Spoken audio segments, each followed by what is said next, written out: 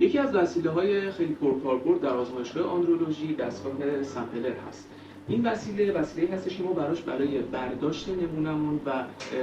انتقال اون به مثلا لامپ یا لوله‌های دیگه استفاده می‌کنیم و در دو نوع کلی ثابت و متغیر برای ما حجم رو برمی‌داره که در نوع متغیر ما می‌تونیم قشنگ براش تنظیم بکنیم که چه میزان از نمونه رو برای ما برداشت بکنه و نحوه استفادهش هم به دو صورت به دو تا استپ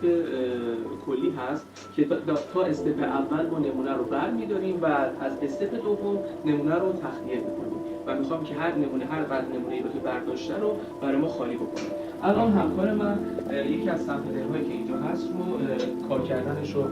به شما نشون میدن. ابتدا سر سمپلر رو از رگ برمی‌دارن، وارد نمونه تا استپ اول میبرن و میزان دفاع برداشت میکنن و بعد روی لام تا استپ دوم خالی میکنن و در نهایت دکمه‌ای به اسم اجکتور داره که برای اود کردن این سر سمپلر برداشت شده در داخل سیفتی باکس ازش استفاده میشه.